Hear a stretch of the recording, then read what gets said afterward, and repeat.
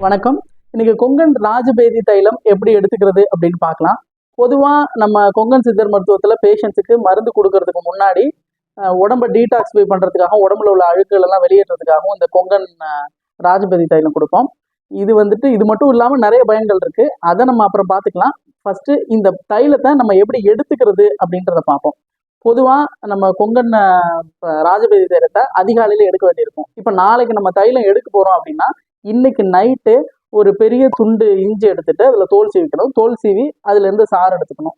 ஒரு அப்ராக்சிமேட்டா 30 ml அளவுக்கு சாறு எடுத்துக்கலாம். எடுத்து அப்படியே ஒரு டம்ளர்ல வச்சு மூடி வச்சிருங்க. வச்சிட்டோம்னா அடுத்த நாள் காலையில அதை பார்த்தோம் அப்படின்னா கீழே ஒரு லேயரா செடிமெண்ட் ஃபார்ம் ஆயிருக்கும், ஒரு மாவு இருக்கும். அந்த மாவு மட்டும் விட்டுட்டு மேல இருக்க சாரை மட்டும் இருத்துட்டு உங்களுக்கு ஒரு பாட்டில 1 ml அல்லது 1/2 ml உங்களுக்கு தேவையான அளவு கொடுத்துருப்பாங்க. அந்த தைலத்தை அந்த இஞ்சி சாறுல ஊத்தி வெறும் வயிற்றுல நல்லா ப்ரஷ் பண்ணிட்டு குடிச்சிடணும். குடிச்சிட்டு சுடு தண்ணி மட்டும் குடிச்சுக்கணும்.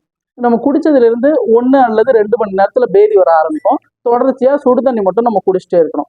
பேதி ஆரம்பிச்ச பிறகும் சுடு தண்ணி குடிச்சிட்டே இருக்கணும். குடிச்சிட்ட பிறகு ஒரு 4-5 தடவையில இருந்து 10 டைம் வரைக்கும் தேவையான உங்க உடம்புக்கு எவ்வளவு தேவையோ அதுக்கேற்ற மாதிரி பேதி போகும்.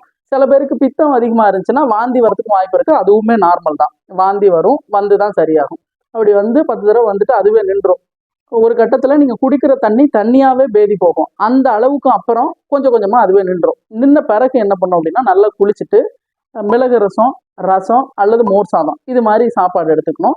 அன்னைக்கு நைட்டும் ஹெவியான ஃபுட் எதுவும் எடுத்துக்காம இட்லி, இடியாப்பம் அது மாதிரி எளிமையான உணவு எடுத்துக்கணும். பேதி எடுக்கிற அன்னைக்கு எக்காரணத்தை கொண்டு நான்வெஜ் எடுக்கக்கூடாது, ஹெவியான ஃபுட் எதுவும் எடுக்கக்கூடாது. ஓகே. இப்போ பேதி எடுத்துட்டு இருக்கும் பொழுது ஒரு சில பேஷண்ட்ஸ் வந்துட்டு டயர்டா ஃபீல் ஆகுது அப்படின்னு சொல்லுவாங்க. இப்போ 4-5 டைம் பேதி போயிடுச்சு, ரொம்ப டயர்டா இருக்கு அப்படின்னு ஃபீல் பண்ணீங்கன்னா முடிஞ்ச அளவு பேதி போறது, சுடு தண்ணி மட்டும் குடிச்சு பேதி போறது நல்லது.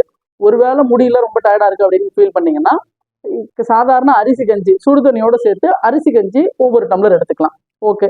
பேதி தண்ணியா போயிடுச்சு, பேதி நின்றுச்சு.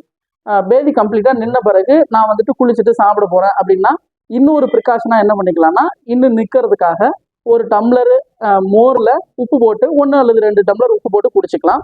எக்காரணத்தை கொண்டு பேதி நிக்கிறதுக்கு முன்னாடியே சாப்பிடக்கூடாது. பேதி போயிட்டு இருக்கும் பொழுது நல்ல பசி எடுக்கும்.